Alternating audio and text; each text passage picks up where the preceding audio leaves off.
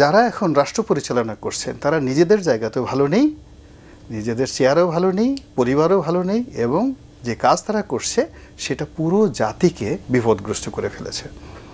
আমি মাঝে মাঝে চিন্তা করি যে ডক্টর মোহাম্মদ ইউনূস এখানে কেন এসেছেন। অতি সম্প্রতি তিনি নুরুল কবির সাহেবের সঙ্গে যে সাক্ষাৎকারটি দিলেন, তো সেটা শুনে আমার কাছে মনে হলো যে ওনার তো কোনো পূর্ব প্রস্তুতি ছিল না, তার কোনো ডিজায়ার ছিল না। তিনি জাস্ট বলেছে আসো, এসেছি, জাস্ট এ টেস্ট কেস। তা আমার কাছে মনে হয় না যে ৮৬ বছরের একজন মানুষ সারা দুনিয়া চড়িয়েছেন, যাকে বলা হয় one of the marketing genius. পৃথিবীতে ফিলিপ কটলারকে যদি বলা হয় ফাদার অফ দ্য মার্কেটিং, তাহলে ফিলিপ কটলারের আব্বা যদি কেউ থাকেন তাহলে ডক্টর মোহাম্মদ ইউনূস। তো সেই মানুষ কোনো কিছু না ভেবে চিন্তে এখানে এসেছেন, নট লাইক দ্যাট। আমি নিজে ওনার সঙ্গে এই আগস্ট মাসের সম্ভবত জুলাই মাসের মাঝামাঝি উনি আমেরিকা থেকে হঠাৎ আমাকে একটা টেলিফোন করলেন, ডক্টর মোহাম্মদ ইউনূস সাহেব, এটা ধন্যবাদ দেওয়ার জন্য যে ওই সময়টা তার খুব একটা ক্রিটিক্যাল টাইমে আমি তাকে নিয়ে একটা লেখা লিখলাম নয়া দিগন্তে, এবং হি ওয়াজ সো হ্যাপি। তো তখন আমি তাকে বললাম যে স্যার, আপনি চিন্তা করবেন না, আপনার এই একটা বিশেষ মামলার ব্যাপারে আমি এটা দেখতেছি, ডোন্ট ওয়ারি। তো হি ওয়াজ সো হ্যাপি।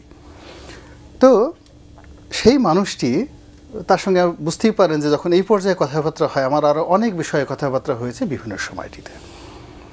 তো এখন তার এই কর্মে বসার পরে, এই জায়গাতে বসার পরে যে দৃশ্যগুলো দেখছি, তাতে মনে হচ্ছে যে সে কেবলই মাত্র এখানে এসেছেন তার মামলা মোকদ্দমাগুলো নিষ্পত্তি করার জন্য, এর বাইরে অন্য কোনো উদ্দেশ্য আছে বলে আমার কাছে মনে হয় না। This is one. যদি তাই হয় তাহলে তো মামলাগুলো সব জিরো হয়ে গেছে, নাও হি শুড গো, তার চলে যাও। এটা আপনার কেন মনে হচ্ছে? এর কারণ হলো, শুনুন, রাজনীতি বলেন, ব্যবসা বাণিজ্য বলেন, প্রত্যেকটার একটা ওনারশিপ আছে।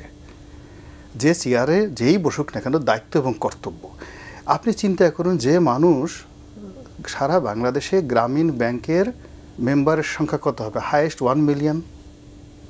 তো 10 লক্ষ লোকের সাথে যারা ঋণ নেয়, ঋণ দেয়, এরকম একটা প্রতিষ্ঠানের ম্যানেজিং ডিরেক্টর, সেটা উনি জীবনের শেষ সময় পর্যন্ত ছাড়তে চায় নাই, এবং সেটার জন্যই শেখ হাসিনার সঙ্গে তার এত দ্বন্দ্ব, সংঘাত, শত্রু।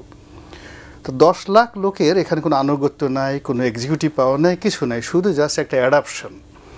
আর গ্রামীণ ব্যাংকের যদি অর্থনৈতিক অবস্থা ধরেন, তাহলে বাংলাদেশের সবচেয়ে যে ছোটো একটা ব্যাংক ধরেন কমার্স ব্যাংক, এটার চেয়েও ছোটো। তো সেই ব্যাংকের ম্যানেজিং ডিরেক্টরের যে পদ বা সিআরটি ধরার জন্য তিনি এভাবে বসে আছেন যে আমি মরে যাবো কিন্তু এটা ছাড়বো না, তার যত দুর্ভোগ দুর্দশা ওটা নিয়ে। আবার ক্ষমতায় এসে উনি সবার আগে যে কাজটা করেছেন, ওনার সেই জিনিসটি উনি সবার আগে নিয়ে নিয়েছেন। ইট মিনস, তাকে যদি আমি মনে করি যে সে নির্লোভ, not like that.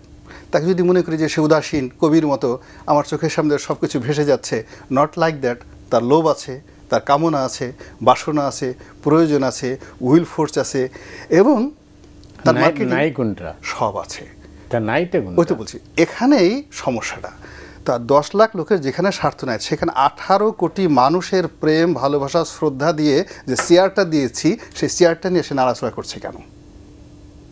This is my question. মানে গ্রামীণ ব্যাংকের চেয়ারটার চেয়ে কিয়ামত পর্যন্ত সমস্ত গ্রামীণ ব্যাংক একত্র করা হলেও ডক্টর মোহাম্মদ ইউনূস 3 মাস বা 4 মাস বা 5 মাসের জন্য যে চেয়ারটা বসেছে, ওই চেয়ারটার জন্য তাকে রোজ কিয়ামতে আল্লাহর আরশের নিচে স্থান দেওয়া হবে যদি তিনি ভালো কাজ করেন।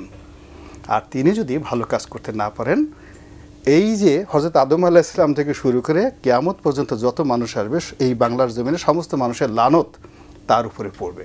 তো এই জায়গাটা নিয়ে তিনি বলছেন, আমাকে যদি এখন বলা হয় আমি চলে যাব, আমাকে ছাত্ররা অ্যাপয়েন্টমেন্ট দিয়েছে।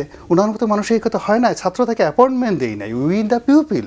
আমরা 18 কোটি মানুষ তাকে অ্যাপয়েন্টমেন্ট দিয়েছি, বিএনপি তাকে অ্যাপয়েন্টমেন্ট দিয়েছে, জামাত তাকে অ্যাপয়েন্টমেন্ট দিয়েছে, সাধারণ মানুষ অ্যাপয়েন্টমেন্ট দিয়েছে, সাংবাদিকরা দিয়েছে। তো উনি তো এই ভুলগুলো করার কথা না। এখন উনি যদি এই ভুলগুলো ইচ্ছা করে থাকেন, ইটস এ নেগলিজেন্সি। উনি যদি কৌশল করে থাকেন, ইটস এ হিপোক্রেসি। আর উনি যদি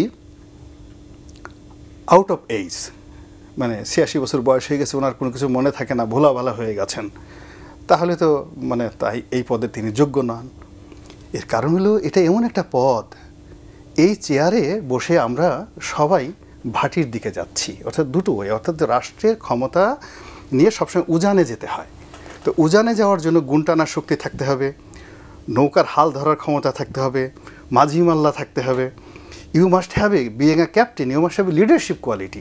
ওখানে ওনার 100টা নোবেল পুরস্কার থাকুক, ডাজ নট ম্যাটার। আপনি চিন্তা করেন যদি নোবেল পুরস্কার হিসেবে তাকে কোয়ালিফাইড করতে চান, তাহলে তার মধ্যে আর অং সান সুচির মধ্যে 1 কোটি গুণ ডিফারেন্স। অং সান সুচি অক্সফোর্ড থেকে পাশ করা, তার বাবা ওই জাতির পিতা, এবং তিনি সারা জীবন রাজনীতি করে তারপরে সামরিক শাসকদের দ্বারা সারাটা জীবন তিনি মানে নির্যাতিত হওয়ার পরে এখন তার পরিণতি কি দেখেন, জেলখানাতে আছে। তো যদি অং সান সুচির অবস্থা এই হয় এবং ওনার পিছনে পুরো ওয়েস্ট যে পরিমাণ ইনভেস্ট করেছে তার কোটি ভাগের 1 ভাগও কিন্তু ডক্টর মোহাম্মদ ইউনূসের প্রতি করে নাই। তো এখন উনি নোবেল পুরস্কার পেয়েছেন, ভালো কথা। ইট ডাজ নট মিন এখানে রাজনীতির ময়দানে এটার 2 পয়সার কোনো মূল্য নেই, কোনো 2 পয়সার মূল্য নেই, বরং এটা একটা লায়াবিলিটিস। এখানে তার সবার আগে থাকতে হবে নেতৃত্বের গুণাবলী, যোগ্যতা। কিন্তু এখানে আমরা যেটা দেখতে পাচ্ছি, তার ওই যে বললেন না যে সব কিছু আছে কিন্তু সে কোনো কিছু শো করছে না।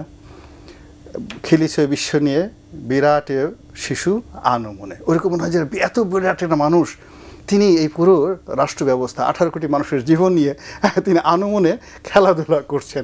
আমার কাছে ওই রকমই মনে হচ্ছে। আর এই খেলাধুলার কারণে কি হচ্ছে, আপনি এরকম আমরা যে গ্রামে যে চরকিতে উঠি না, চরকিতে ছোটোকালে উঠেছি, ওঠার পর যে ভয়টা লাগে না, আপনি মতিভাই উঠছেন কিনা আমি জানি না, ওইটাকে রথ বলে।